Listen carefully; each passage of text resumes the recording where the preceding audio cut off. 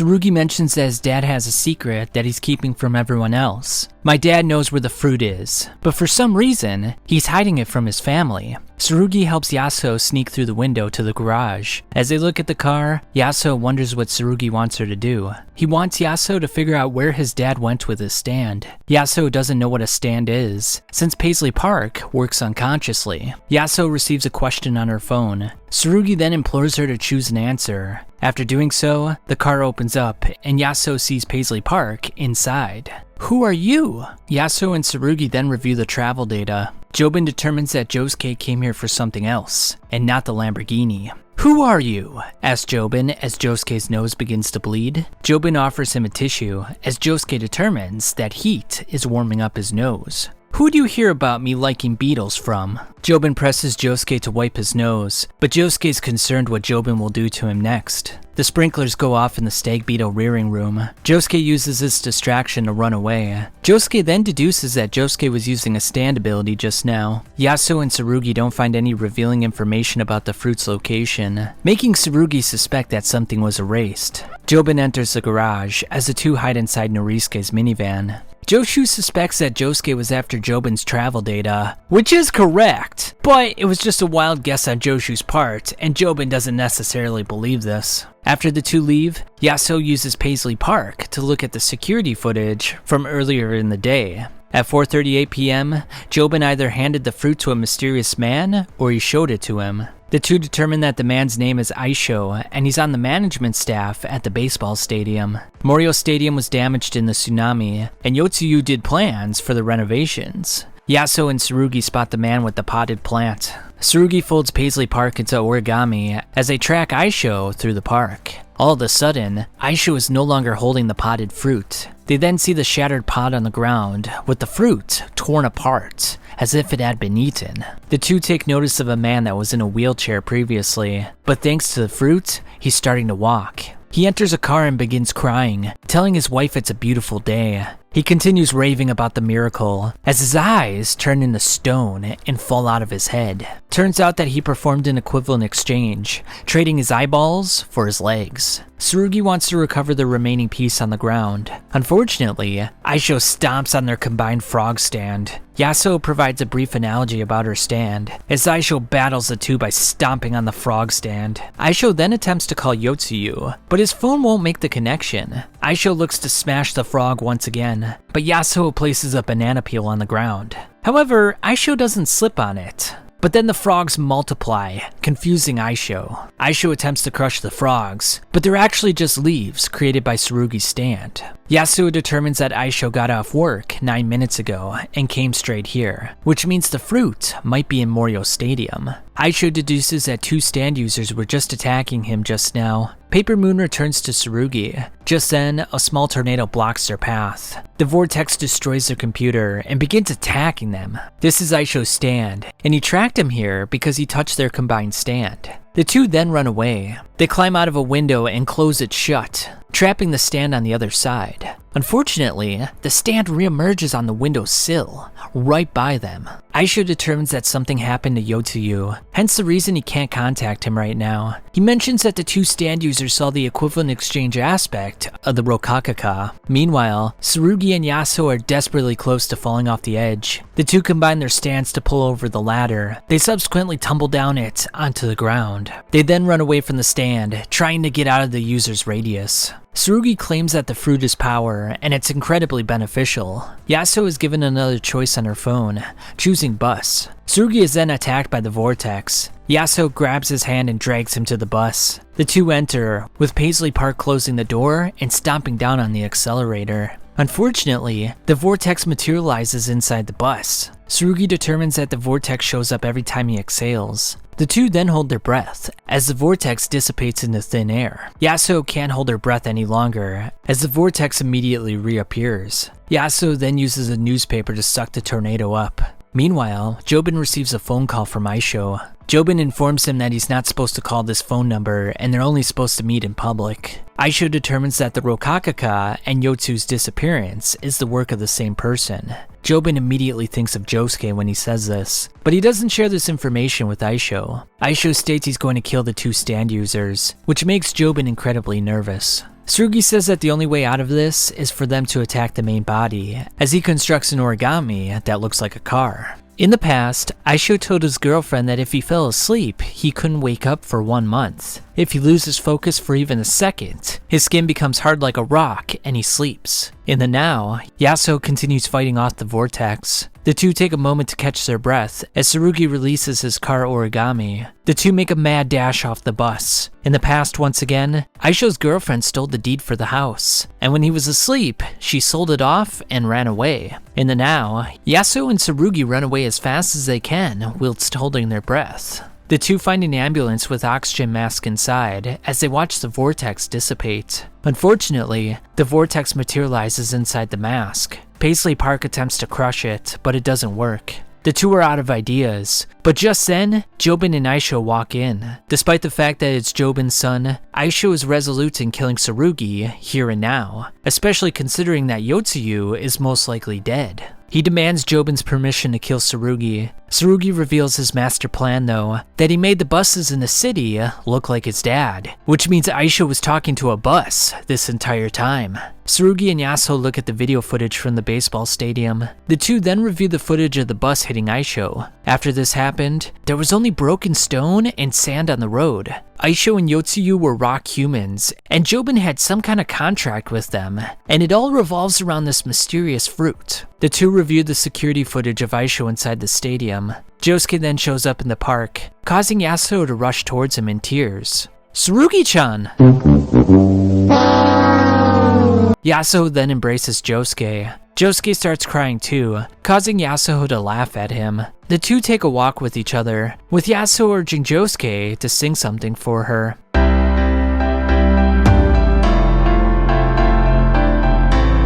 I like large fries, I like large fries, I like large fries, but not fried chicken.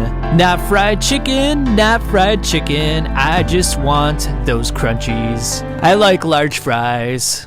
And the Grammy goes to... Bucket with fries. Josuke receives a message from a curly-haired girl who refers to him as Sechan. Josuke leaves Yasuo to meet up with the girl. The girl knows Josuke, asking him what happened to his cell phone. Josuke doesn't want to reveal too much information, so he acts as though he lost his cell phone. The girl hates Josuke's hat, mentioning that he looks like Yoshikage Kira. After staring at him, she notices that his appearance looks different, causing her to run away. Josuke uses a bubble to find out her name. "Wait, Karira! Don't go! You didn't make a mistake!" Karira embraces Josuke, attempting to kiss him. She doesn't like that Josuke is hanging out with another woman, as she asks to borrow some money. She goes to a food stand to say there was a hair in her food. She gets a refund as Josuke thinks that she's using a stand ability. Karira then plays slots as Josuke wonders who he is. At a cafe, Josuke wonders what's up with this girl's vulgar behavior. She even uses her water glass to wash her toes. He then wonders if she's homeless and how to figure out who he is. Karira leaves with a short man as Josuke proceeds to chase her into the bathroom. Despite what it looks like, Karira was using her stand to make his hair grow. She receives money for this, but her range is only 80 meters, at which point the hair falls out again. Josuke proceeds to question her. Karira doesn't know about her family. She's all about living in the present. Upon leaving the cafe, Karira shows him a photo of herself, Yoshikage Kira, and a third person, who's supposedly Sechan. She then refers to Josuke as Josefumi Kujo. As an aside, the kanji for Kujo are the same as Jotaro's surname, and the Jo kanji in Josefumi is the same as the Jo in part 4, Josuke's name. Josuke is thusly shocked to learn his real name. Karira uses her power to steal the credit card from a guy inside the cafe. She then empties out his bank account. We then catch a glimpse of Karira's stand. Meanwhile, some police officers approach some soccer players who are kicking a ball in the middle of the street. The officers notice a zipper on the ball. The soccer players don't listen to the police officers' demands, so the officers request backup as the soccer player's hand turns into a stone handcuff. The man puts the handcuff through the officer's jaw. He then puts the other side on the other officer's hand as the two soccer players begin their search for Karira. The soccer brothers ask people if they've seen Karira. Karira mentions that she wants to be a fashion designer as the two head towards Josuke's old home. Karira verbally abuses the cab driver as the two walk from this point forward. Karira then heads for Kira's condo. As Josuke says, "Didn't you hear, Karira-chan? Yoshikage Kira is dead." Karira loses her composure, thinking Kira was murdered. Josuke wonders why Karira would think this. He then explains that Kira was buried in the ground at the Walleyes. "I was buried under the ground as well. I survived. I lost my memory, though my body seems to have undergone an equivalent exchange. There was a Rokakaka tree. Kira had a single tree hidden in a flower pot. Kira disposed of all the other trees and was saving one for his sick mother." Karira suspects that Josefumi changed his appearance to hide from everyone whom were interested in the tree's location. The two soccer players then ambush them, with one dousing Karira with gasoline and lighting her ablaze. Josuke uses his bubbles to remove the flames from Karira. One of the soccer players attacks Josuke, but gets smashed across the face. The two combine their abilities to capture Josuke, as Karira escapes from the area. The next chapter starts off with a detailed description of the rock humans. 95% of rock humans are stand users. They reproduce just like humans do and transform every 6 years. They grow up by molting, and they can live for up to 240 years. They are parasites in a way, using human society for their own ends. Because they sleep for several months, they can't hold down a regular job. The rock human brothers notice that Josuke's stand is similar to Kira's. We then see a stand inside the soccer ball. Josuke uses soft and wet to throw several bolts at the brothers. Josuke then proceeds to beat one of them up with his fighting skills. The brother dribbles the soccer ball and releases a toxic gas from the inside. Josuke protects himself with soft and wet, but some of the corrosive liquid goes through his skin. The poisonous gas is making Josuke sick. The elder brother grabs Josuke from behind as the younger brother kicks his soccer ball at him. After the older brother catches the ball, Josuke claims he'll win if the ball contains the poisonous gas. The elder brother attempts to poison Josuke, but it turns out that Josuke placed his bubbles inside the ball, and they now contain the poisonous gas. The big brother suspects that this is Josefumi with the stand ability of Kira. Karira then lights a wick out of her hair to set the older brother ablaze. The brothers run towards each other, but that's when Josuke's bubbles pop, spreading the poisonous gas onto both of them. With the brothers dead, Karira announces that she wants the Rokakaka fruit for herself, since it's worth a lot of money. Josuke wants to question her further, but she leaves before he can do so. We then find out that her stand name is Love Love Deluxe. And the two dead brothers were called the Aphex brothers, and they were twins. In 1938, a plant called the Rokakaka was discovered by the Australians. Even for the natives, the fruit was exceptionally rare. Infertile women who ate the fruit became pregnant. But sand would come out of their breast, and their teeth would turn to stone. Eventually, after some time, reports of the Rokakaka disappeared, and it became urban legend.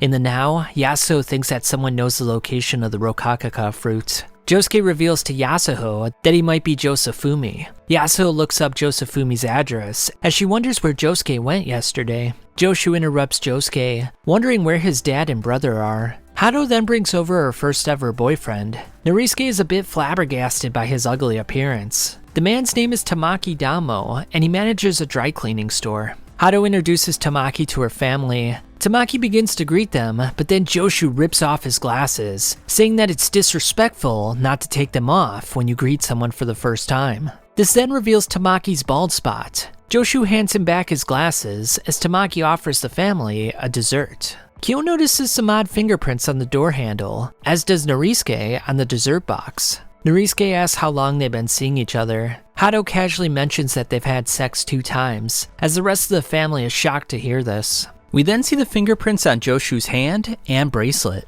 Tamaki breaks a chair when he sits down in it. When Joshu opens up the champagne bottle, the cork knocks off Tamaki's toupee. Joshu apologizes. He then notices that his bracelet fell off. Josuke still has Yasuho on the phone. She found a photo of Josefumi, and she's gonna send it to him via a fax. Tamaki mentions that his dry cleaner is located at the back of the train station. Hado mentions that she was doing a photo shoot where her necklace broke off. Tamaki arrived and reassembled the entire necklace for her. In fact, when he did so, he wrote the letters, "I love you," into the necklace. Josuke and Tamaki then excuse themselves. Josuke looks for Kyo under Norisuke's suggestion. When he enters the other room, he finds a myriad of handprints all over the place. It appears that Kyo even slipped into the walls. Joshu then tracks Tamaki, finding that the security equipment had been tampered with. The fax for Josefumi comes through with a picture of Tamaki's face on it. Joshu's hand then gets caught into the handles of the cabinet. He attempts to escape, but then he hits his head on a nearby faucet as he begins to drain into the sink. Daya sees the name and the face on the fax, and she attempts to conceal it from Norisuke and her older sister. Hado wants to get a closer look, but Daya rushes over to Josuke. Unfortunately, she falls and gets trapped into the floor. Josuke wonders what happened in his past as Daya melts into the floor. Tamaki then asks Hado to retrieve the fax that Daya was carrying. Norisuke drinks some champagne, which causes a weird distortion in his skin. Tamaki informs Norisuke that he entered his home to solve 3 problems at once. Tamaki is looking for 4 people: an architect, twin brothers, and a security guard. Sounds rather familiar. Tamaki makes Norisuke's body melt with his stand, vitamin C. Tamaki suspects that the culprit for these 4 missing people is in his house, and they will thusly be killed. Tamaki states that Norisuke was close to Kira. He then states it all started with flying fish. 2 years prior, we see Yoshikage Kira on a ship, and he is 27 years old at this point in time. A man gets injured by the flying fish, but Kira was more interested in a rock that looked like a man and was bleeding. Afterwards, Kira finds out that the Higashikata fruit parlor ordered the rocks for an artificial garden. They've also imported some sort of fruit tree, and they've done this several times. At port, Kira berates Ojiro for being a surfer. Are you a man of the sea or a man of the land? Which is it? Be decisive. You all remember Ojiro from the first few chapters, right? As Ojiro runs away, he knocks the pepper out of a customer's hand. Kira spots Aisho, deducing that he's a rock human and he's connected with the Higashikata fruit parlor. Josefumi then extracts the pepper from his soup and resumes eating. Kira recognizes the boy as we go back to the present. Josuke tells Hado they're under attack. Josuke claims that Tamaki's attempting to kill the entire family. Josuke then throws a flower pot at the window, but it doesn't work. His skin then begins to melt. We then go back to the past again, even further this time, to Kiyomi Kujo. She's a woman who went to the beach instead of going to her job, and she was henceforth fired. All of a sudden, her son, Josefumi, then begins to drown in the water. Kiyomi hides at first and has reservations about saving him. Despite this though, she goes into the water to save her son. Josefumi is sent to the hospital, where Holly says his occipital bone was crushed. Kira is then called over by Holly, his mom, to look for a blood clot. Kira summons his stand, Killer Queen, to save Josefumi's life. However, Kiyomi has mixed feelings when she hears that her son was saved. A former baseball star buys the Rokakaka fruit from Aisho. Aisho informs him about the equivalent exchange, as the baseball player consumes the fruit expeditiously. Iwakira's shoulder fully heals after eating the fruit. Kira determines that the fruit comes from New Guinea, and Aisho only sells it to a select few people with an abundance of cash. I'm gonna steal one of them, says Kira. Josefumi determines that Kira wants to steal the fruit for his sick mother, but he agrees to help nonetheless. Josefumi, however, doesn't want to steal the fruit, but the branches from the tree,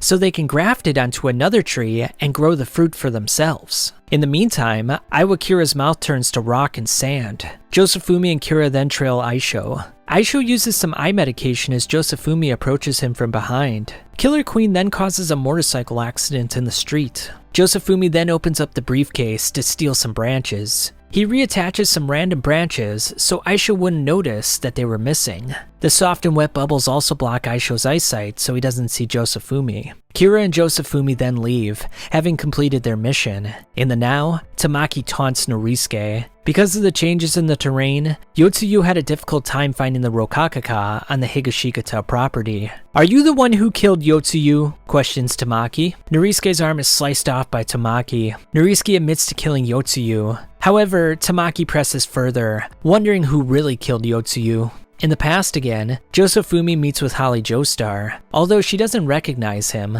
This is because Holly's memory is slowly deteriorating. On a sailboat, Josefumi says they'll be able to harvest 2 fruit from the branches. The two notice Karira on the pier, noting that she has a stand ability involving hair. Josefumi looks to anchor the sailboat, but then he notices fingerprints on the rope. Kira then notices Tamaki and Yotsuyu in the cabin of the boat. Tamaki states that they always weigh the fruit before and after a transaction. The tree was off by 9 grams, and after 6 months, the tree had wilted, since it had been replaced with different branches. Tamaki searched all the sick and injured people in Japan, figuring that they wanted to use the fruit for themselves, and they eventually narrowed down their search to Holly Joestar, which is why they're tracking Kira today. Killer Queen attempts to attack, but vitamin C softens him up. With the 2 boys subdued, Tamaki begins his interrogation. Tamaki starts torturing the 2. He then chucks Josefumi's cell phone at his face. Tamaki then offers them a choice. He's only going to kill one of them if the other will reveal where the fruit is.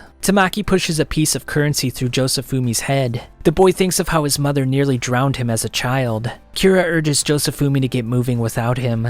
Kira then threatens to kill the 2 and steal all the fruit for himself. Tamaki thinks Kira is bluffing by stating he's got comrades coming. Just then, Karira pops in, to the surprise of Tamaki. Yotsuyu's stand then mounts Karira, you know, doggy style. It's about to come, it's about to come, it's about to come.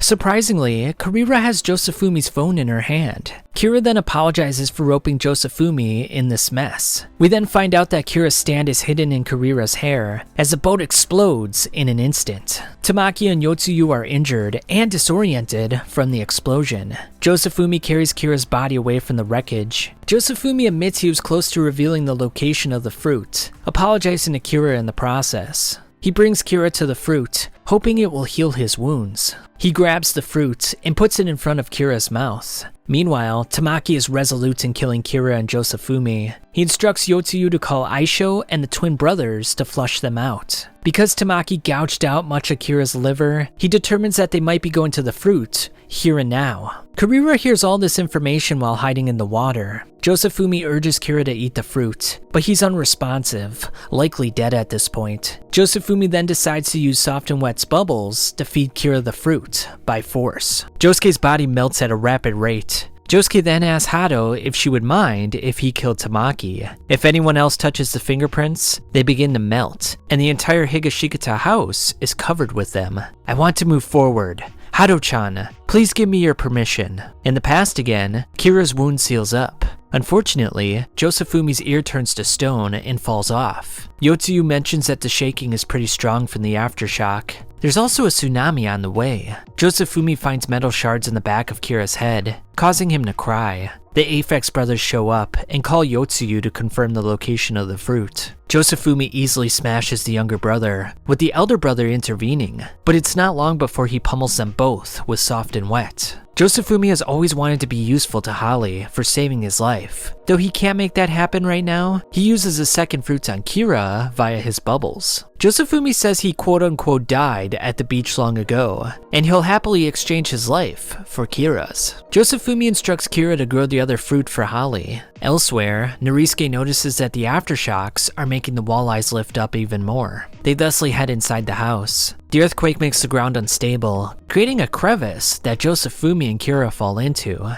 Meanwhile, a stray dog picks up the fruit. We then see the 2 lying underground in an unconscious state. In the now, Tamaki throws a fish inside Narisuke's body. When it swims, it causes him immense pain. Tamaki demands to know where Josefumi is, but Narisuke doesn't know anybody by that name. Tamaki threatens him by saying he'll slaughter his entire family. Tamaki then calls over Hado-chan. Josuke warns Hado that Tamaki is planning to kill her. Narisuke pleads with Tamaki to spare his family and to kill him instead. I'm sorry, Josuke. I can't protect you. Narisuke deduces that Josefumi is most likely Josuke, which surprises Tamaki. Tamaki doesn't necessarily believe him, since his face and physical characteristics are different from Josefumi. Narisuke states that Josuke didn't have any memories, and there was an equivalent exchange involved. Hado enters the room as Tamaki uses vitamin C to melt her body. Tamaki stares at Josuke, realizing that this is Josefumi. Josefumi fused with the parts of Kira, thanks to the exchange phenomena of the Rokakaka. Josuke attacks with Soft and Wet, but he's melted by vitamin C.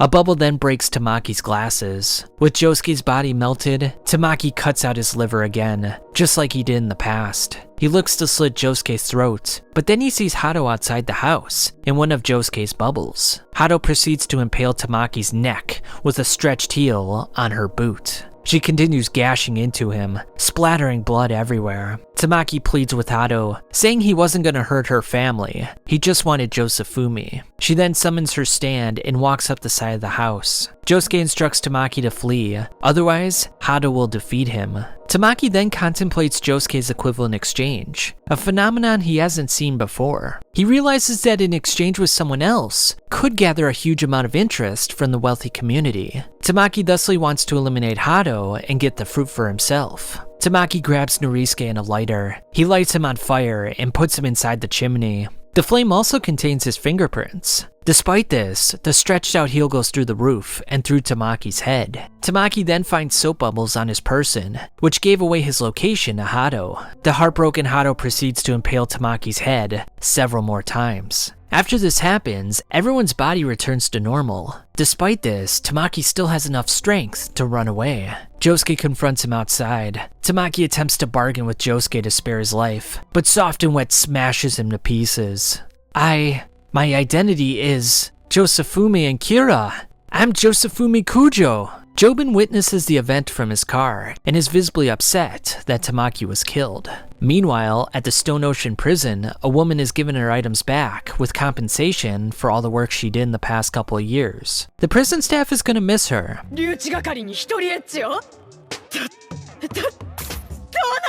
The mysterious woman then pulls out her phone from a deck of cards. She calls someone on the phone and says that she wants to meet Norisuke, but she wants it to be a surprise. I don't have any regrets, but that's because I'm going to take back the life I lost. It's then revealed that this is Kato Higashikata, and she was talking to her son, Jobin. Meanwhile, Joshu climbs out of the sewer. Joshu then goes to a store, prepared to purchase items from his favorite idol. A man then skips ahead of him in line and leaves his wallet on the counter. The man then returns to the counter looking for his wallet, but Joshu takes off and goes to the bathroom. Since he knows the man is a fan of Rina, he determines his PIN number and henceforth withdraws 500,000 yen from his bank account, which is everything. Joshu tosses the man's cash card and blames him for leaving his wallet at the register, effectively absolving himself of any guilt. He then attempts to buy a watch with the money, but the shop owner says there's a scratch on it and they'll order him a new one. When they return Joshu's money, he discovers they gave him 10,000 yen too much. Joshu then buys 9 seats at the movie theater to watch a Johnny Depp pirate movie. It's a key. No, much more better.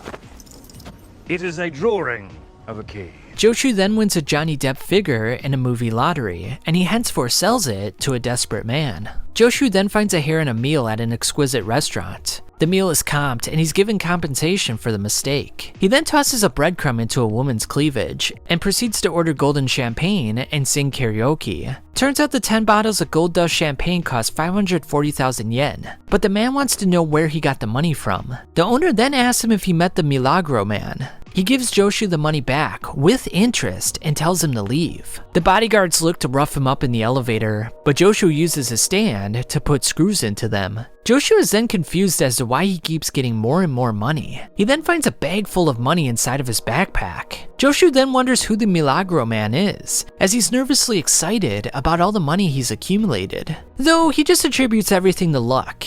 After buying a soda in a soda machine, he receives more money than he spent, making him even more confused.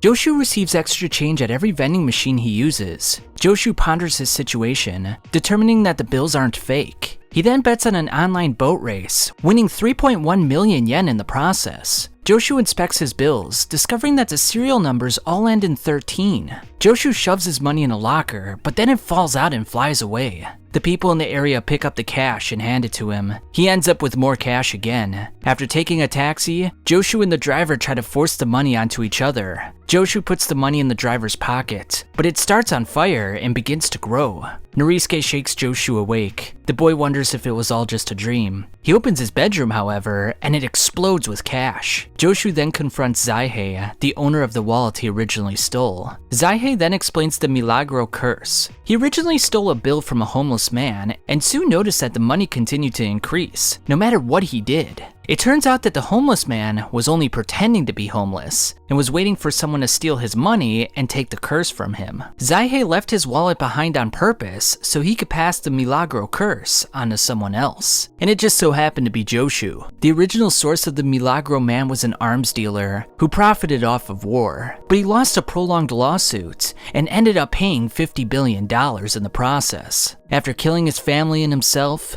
a single bill was left behind that changes form and follows individuals until you pass it on to someone else. To clarify, you must pass it on and have that individual destroy them. Otherwise, you'll never be able to buy anything ever again, and you'll be stuck with the curse for the rest of your life. Every purchase adds more money to the pile and slowly drives you insane. Joshu attaches a screw to Zaihei's bottle, causing him to accidentally destroy the bills and accept the curse back once again. Josuke remarks how Tamaki stole his identity, but now he's done away with that rock human.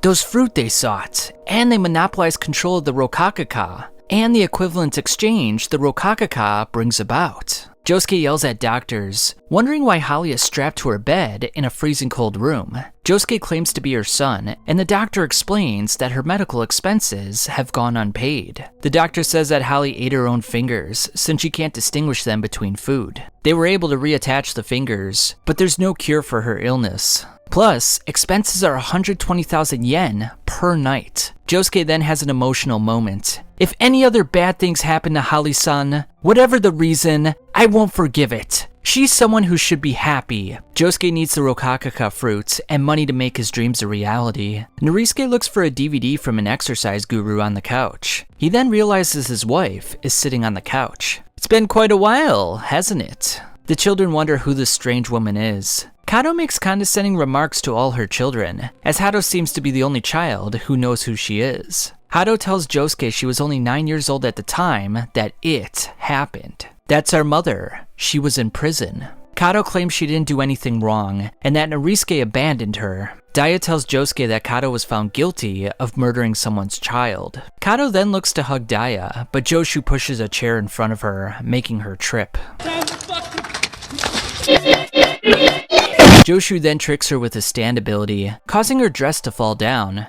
Are you really our mom? Why don't you let me suckle a bit? It's not too late, come on! Kato asks Joshu to help her pick up her cards, which causes a chair leg to go into his chin. Kato remarks that she always thought of her family. Jobin then reveals that he was the one who let Mom inside the house. I want to ride that cool bike, yells Josuke. Norisuke hops on the bike, yet Josuke wants him to look at the security footage from this morning.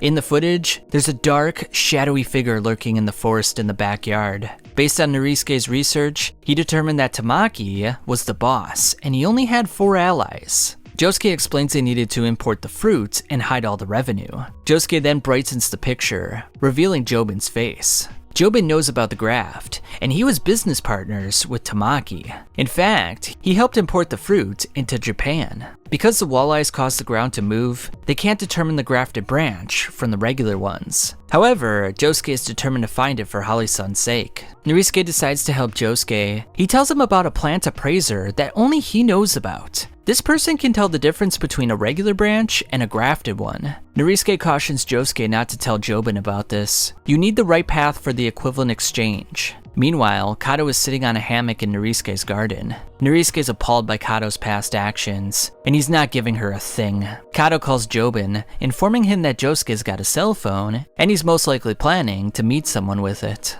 Jobin arrives at a shrine, puts some gloves on, and then tosses some fried chicken at it. A rock human emerges from the ground. Jobin hands over the fried chicken and informs him that Tamaki and the others are dead. So, the favor I want to ask is... Josuke receives a letter from a small boy. In the light, Josuke notices a 2 stain on the envelope. Josuke determines it's not safe to open, but the little boy approaches him once more. In the past, an unknown man attempted to save his girlfriend from touching a generator, but he accidentally touched it himself and was left in a burnt state. In the now, the man informs Jobin he's got no interest in earning and laundering money with the Rokakaka fruit. Jobin explains the equivalent exchange that happened with Kira and Josefumi, creating Josuke. Dolomite reveals his stand, suddenly interested in obtaining the fruit. Josuke asks the boy who gave him the letter. Mysteriously, the boy begins smashing his face. This goes on for a while, making Josuke extremely concerned. The boy pursues Josuke, but a motorist gets in the way.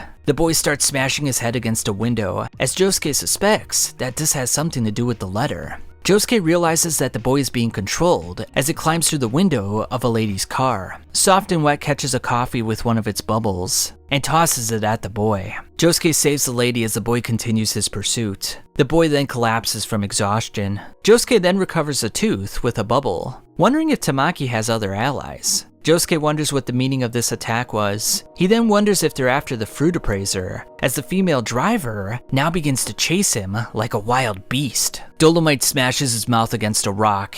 Jobin announces that he needs to find the person that Josuke is after, so they can find the branch. Back to Josuke, the lady goes crazy as the boy wonders what happened to her. The lady falls down with Josuke asking if she's okay. The lady stands up, ferociously attacks Josuke, but hits her face against a metal box. Josuke then smacks her down with a trash lid, suspecting there's a user in the area. The lady is unrelenting, as her speed is getting faster. Josuke then pulls himself onto a steel grating as she smashes into a wall. She proceeds to go forward by repeatedly hitting her head into the wall, meaning her movement is linear. Unfortunately, she clenches onto Josuke's sneaker. Josuke slips out of his shoes, but she captures him nonetheless. Soft and Wet pummels her in the face, and then uses a shovel to smash her through a window.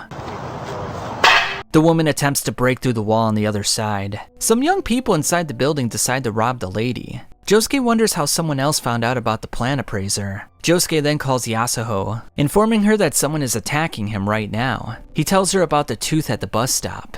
He informs her not to touch it though, but to use Paisley Park to figure out whose tooth it is. A girl on the street starts acting weird, and an ominous man approaches him, but none of them are being controlled. Josuke, however, is in a precarious situation, since he doesn't know who's being controlled.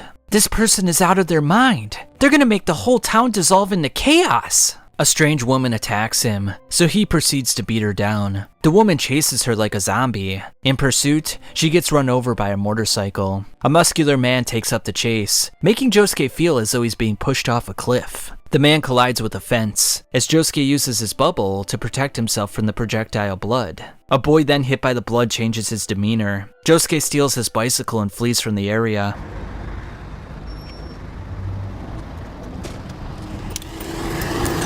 Josuke then suspects that these attacks could last for hours or even days. He thusly needs Yasuho to figure out who the stand user is so he can eliminate him. In the meantime, Yasuho uses her phone to inspect a tooth with Paisley Park. Paisley Park uses her powers to investigate the dental records. She reads a document that a human bit rabbits into pieces and consumed them whole. Another incident happened with 25 chickens. The police identified a suspect, Masaji Dorokomo, and his records match up with the tooth in the bubble. Yasuho notices there's dirt on the tooth, which means she can analyze the soil and determine who he is. Yasuho then feels a sudden rush of heat, passing out immediately. Jobin thinks this is Joshu's girlfriend. He figures she's working with Josuke and his dad. However, it would be bad for him to kill her, so he recovers the tooth and leaves. Jobin stops on Yasuho's phone and says that the Rokakaka fruit is vital to the future success of the Higashikata fruit parlor. Yasuho recovers, quickly realizing that all the evidence was stolen from her. Josuke can't contact Yasuho as he gets the feeling that he's being tailed. The driver hits a bird, which contains the contaminated blood, altering the driver's state of mind. Josuke kicks the car door into the driver. Since the stand can infect anything, there seems to be no escape. Josuke enters a full sprint as a fly drinks the blood and begins to chase him down. Josuke enters a store and sprays some bug repellent on the fly. The fly continues buzzing around, so Josuke positions himself in a narrow hallway and gets ready to smack it with a can. Josuke then reasons that he could close the door on the fly and crush it to death. Unfortunately, Josuke sees a bloodied woman lying on the floor. He attempts to close the door, but the baby lodges itself in the opening. From the fly to the mom with the baby in the carriage, then she hit her head and it went into the baby's carriage. The baby looks fearsome. Disability! This stand! It has no weakness! The baby touches Josuke's foot, causing him to lose control of his body. He mindlessly walks to Dolomite at the pond. Dolomite questions Josuke's motives. Josuke confesses he was going to meet with the plant appraiser to find the Rokakaka branch. Dolomite looks at the image of the plant appraiser on Josuke's phone and instructs him to drown himself. Dolomite reminisces about the girl from his past as Yasuo whacks him on the back of the head. She instructs him to cancel his attack on Josuke, and once he does that, she wants to know who attacked her earlier. Dolomite turns to stone, so Yasuo pushes him into a mud pit. He turns back and admits that JoJolion Higashikata was behind the attack, and he's keen on recovering the branch. Josuke emerges from the water. Dolomite says that JoJolion is laundering money with his fruit imports. Dolomite also warns him about the dangers of the fruit. Tsurugi then chronicles the Higashikata curse. Norisuke's mom sacrificed herself in an equivalent exchange. The lifespan of the people they marry are extremely short. In the past, Kato ties JoJolion's shoes as he goes off with his scouting group. Fellow scouts steal JoJolion's money and physically abuse him.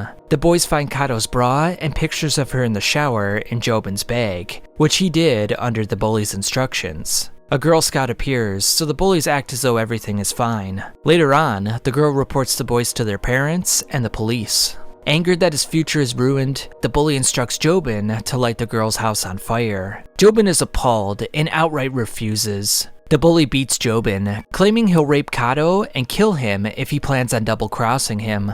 The bully pours oil on JoJolion and starts his lighter. JoJolion's stand then boils the bully, causing him to have a stroke. JoJolion goes to his mother for help. She places the bully's body in the trunk and reassures him that he didn't do anything wrong. It turns out that JoJolion's memory is fleeting, causing him to forget the previous day's events. I can live for your sake.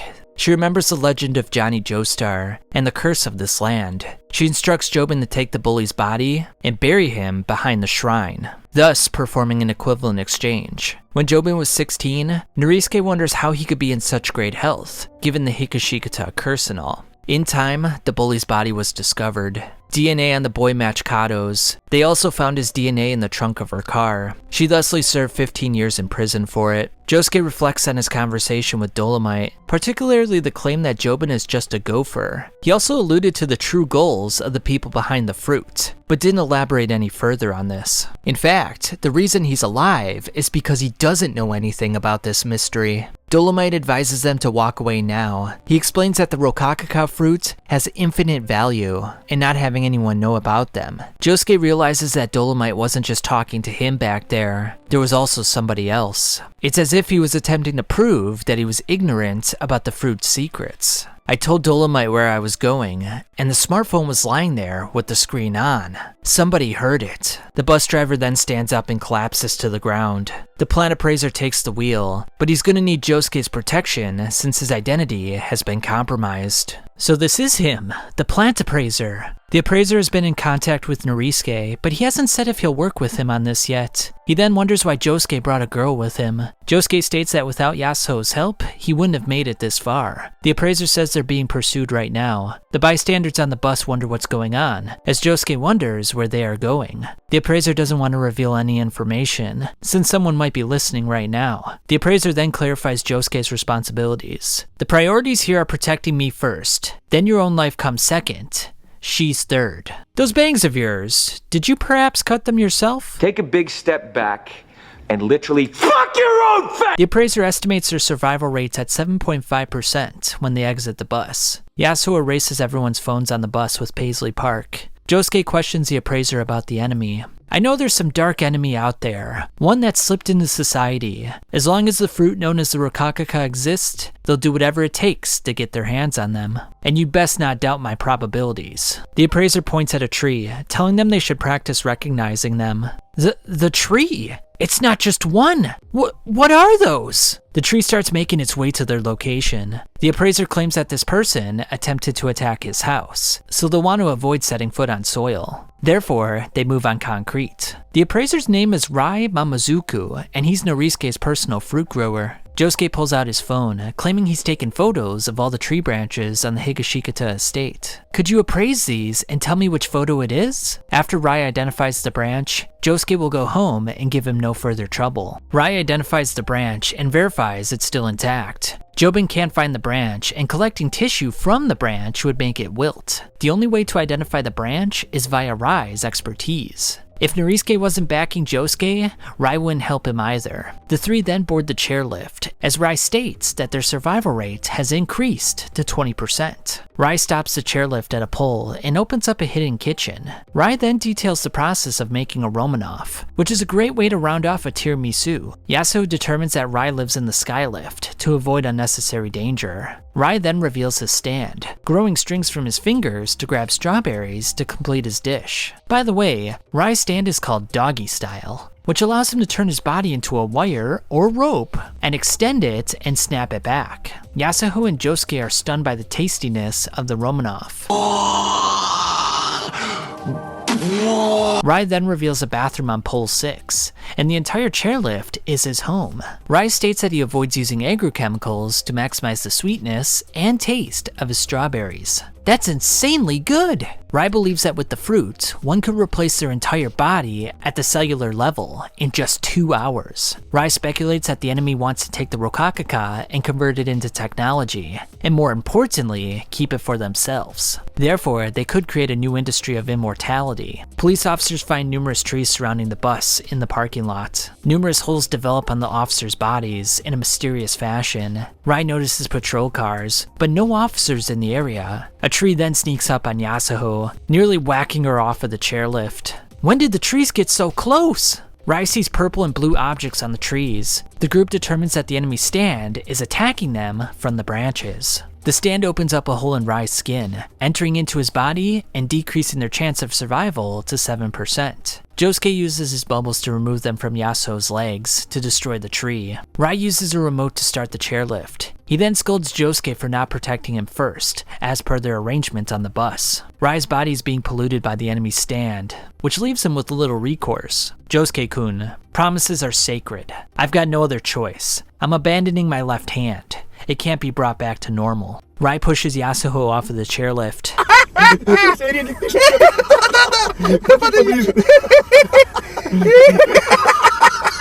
Leaving her unconscious on the ground. They ask you how you are, you just have to say that you're fine when you're not really fine, but you just can't get into it because they... Josuke mentions how vital Rai is to harvesting the branch. Unfortunately though, there's a contingency that wants the branch for their own purposes, and thusly this group is after Josuke and Rai. Josuke wants to help Yasuo, but Rai states that they need to use her to flush out the enemy. Yasuo wakes up and reveals she's injured from the fall. Josuke instructs her to head to pole 6 and climb up. Yasuo makes a mad dash for the pole. Rai informs Josuke that if the enemy destroys the base for pole 6, he could take down the entire chairlift. Yasuo reaches pole 6, as the ground begins to shake violently. The stand user proceeds to chase Yasuo as she jumps onto Josuke's bubbles to avoid danger. Several rocks pop the bubbles, as Yasuo comes face to face with the stand user.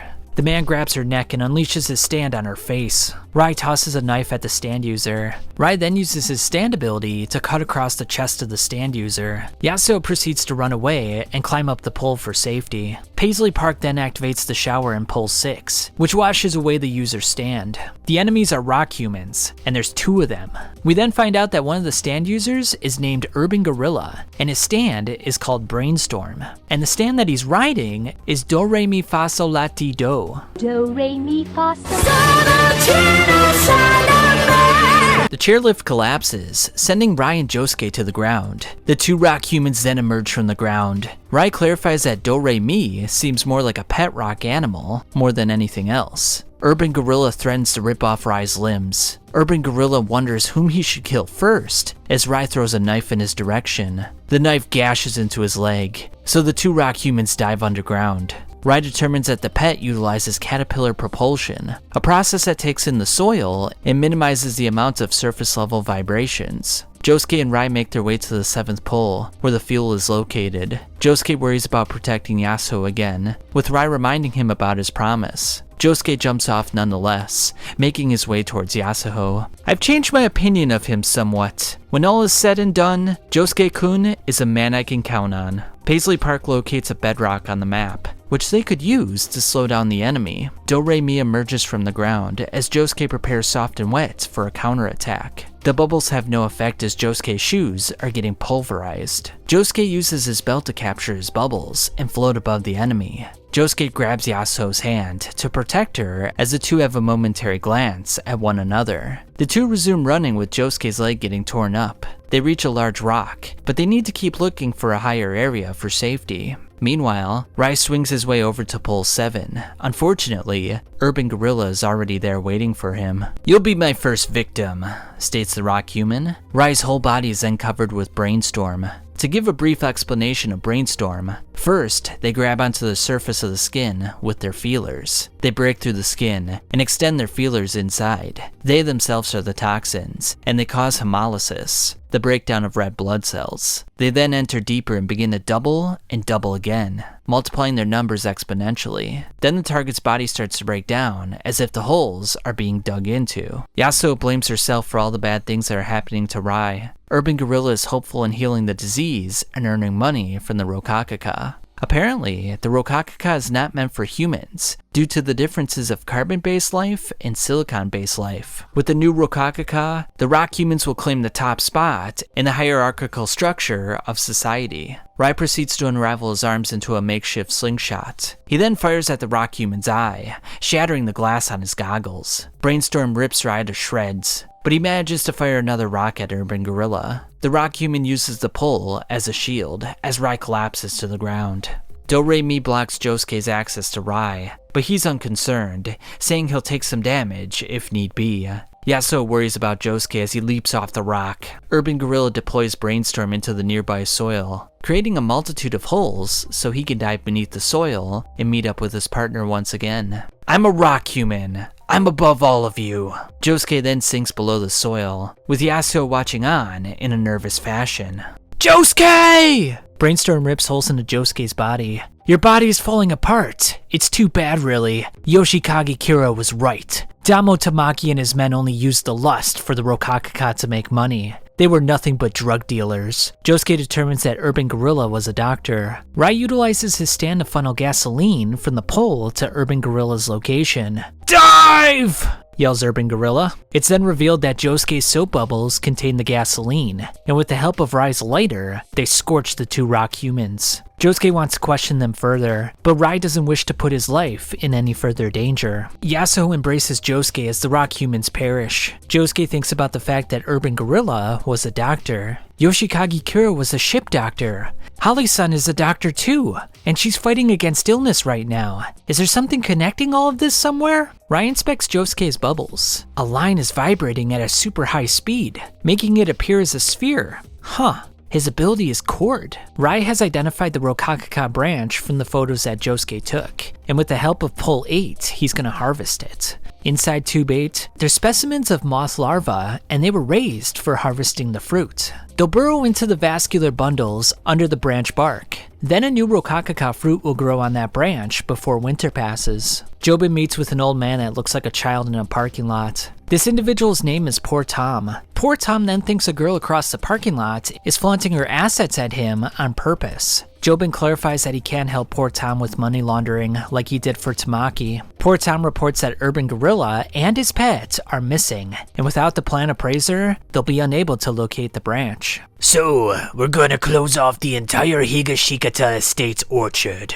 Poor Tom's stand, Ozone Baby, will block the area around the branch, preventing anyone from recovering it. Poor Tom wants Jobin to bury his stand in the Higashikata estate, so it will take effect. With Jobin doing this, instead of Poor Tom, it will only affect Josuke and the plant appraiser, and leave the Higashikata family out of this. The woman from earlier drops her phone number out of the car for Poor Tom, confirming his suspicion that she was hitting on him. Rai recognizes Yasuo's usefulness, but he urges her to go home and to stay out of this from this point forward. Yasuo is then reminded of a situation when she was 13 years old, when she bought a hair braid. She explains to her mother that it was made in China and eventually ended up in the hands of a Taiwanese girl. Her mother scolds her for spending so much money on a hair braid, as we find out that Yasuo's parents were divorced when she was 10 years old. At school, Yasuo forgets to buy her friend a birthday present, and at home, her hair is littered with dandruff. She then notices that even her skin is flaking off. After using medication, her skin returns to normal the next morning. Unfortunately, she can't find her hair clip. Tears stream down her eyes as she begins to panic. She then accuses her mother of being jealous and stealing the hair clip to prevent her divorced husband from seeing it. You're always bad-mouthing Dad. The mother touches her hand as it flakes off, causing Yasuho to collapse to the ground. The hair braid stand then jumps into Yasuho's hair and bores into her scalp, causing the flaking. Yasuho then wakes up as her father takes care of her. Her dad likes the new hair braid. He then indicates he won't be able to see her on Sundays anymore, since he wants to start a new family with his girlfriend and spend more time with them. Her father then flakes off into tiny pieces. It turns out that this was not Yasuho's father, but a mere construct that was formed by the stand. Yasuho's mother comes home to find her daughter in the bathtub with her wrist slit. In the now, Yasuho's not sure why she saved Josuke's life back then. While recovering in the hospital, Holly Joestar says, "It's self-evident that there's not a single thing that is good to overlook."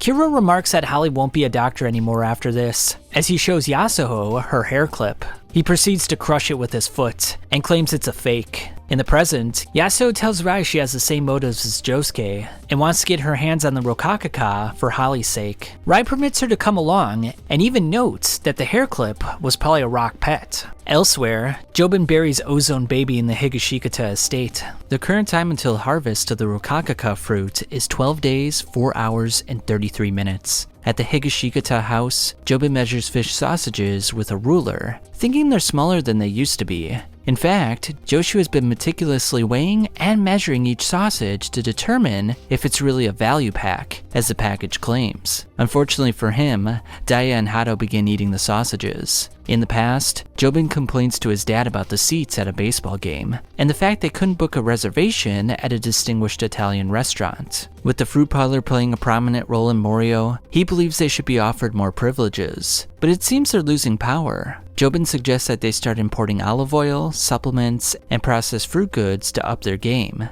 Norisuke outright refuses, claiming a fruit shop need not be powerful. After Norisuke leaves, Yotsuyu introduces himself to Jobin. Yotsuyu has accepted the position of designing the Higashikata estate, and invites Jobin over to taste some imported wine. In the now, Jobin turns off the security cameras so he can bury Ozone Baby without being noticed by anyone. The time to harvest is now 12 days, 2 hours, and 11 minutes. Rai and Josuke arrive at the Higashikata estate through an underground passageway. Rai tells Josuke that Yasuho went home to analyze the remains of her hairpin to determine what kind of creature it is. Perhaps it will lead towards the identity of the rock humans. Rai and Josuke peek outside. The plant appraiser identifies the Rokakaka branch, instructing Josuke not to forget the spot. Rai activates doggy style and places the larva on the branch. 2 nights, a full 2 days from now, we'll come back and harvest it. The two are going to lay low for the next 2 days, meaning they won't report their activities to even Norisuke.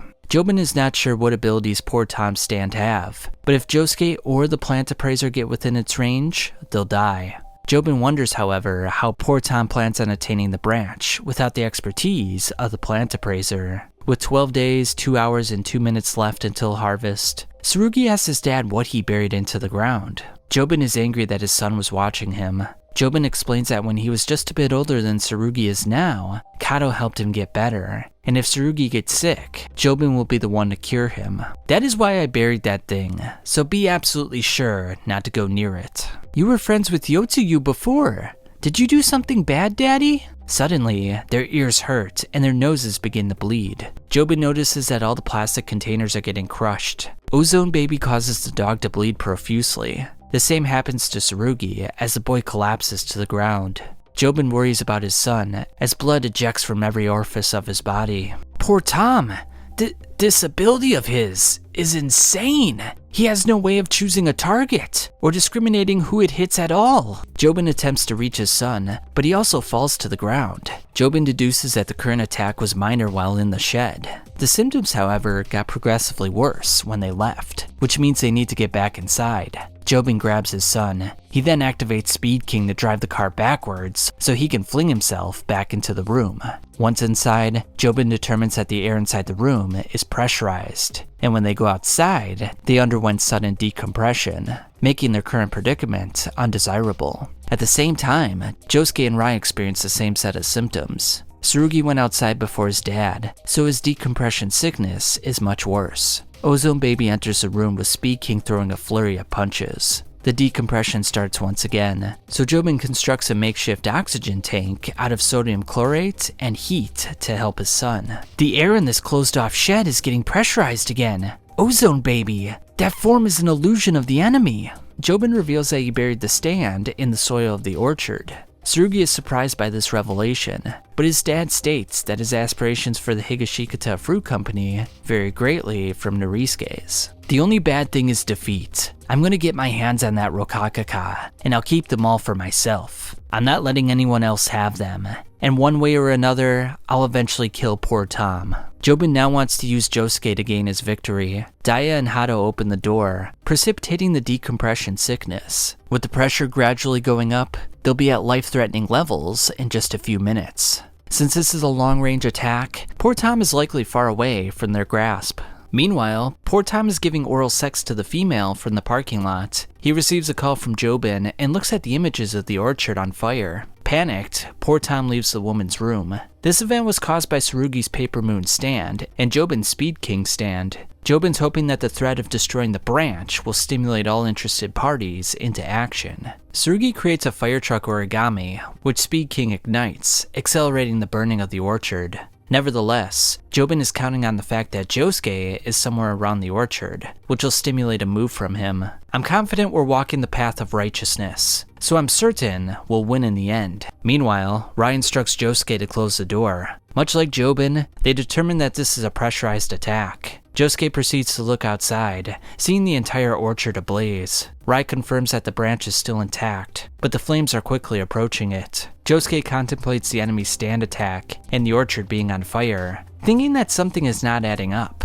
The increasing pressure is taking its toll on Jobin and Tsurugi. Jobin reassures him that the dog is probably fine if he turned himself into a stone. Tsurugi starts making a crane origami. Meanwhile, Josuke enters one of his bubbles, planning on collecting the Rokakaka branch from harm's way. Though this plan is risky, since he'll be giving away the location of the Rokakaka branch, he can't take the chance of it getting destroyed. No matter what it takes, I can't let the enemy get the Rokakaka or let it burn. Rai doesn't like the plan, stating that if the bubble pops, he'll be dead. That branch is a demon plant. There's no human who can tame it, so I'll go collect it. Rai traverses the scorched orchard, as Jobin and Tsurugi watch on, with the crane origami serving as their eyes. Jobin is pleased to see that the plant appraiser is in the bubble, since this is playing perfectly into his plans. Rai reaches for the branch, but then suddenly stops and motions his hand to the side.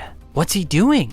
The flames are getting to the branch! Rai stares at poor Tom in the bushes, holding his Lego house. Jobin is shocked to see poor Tom in the orchard. Rai then uses his wire-like hands to stretch out and grab the branch and poor Tom's face at the same time. So that's the branch, eh? Got it. And so does everybody else.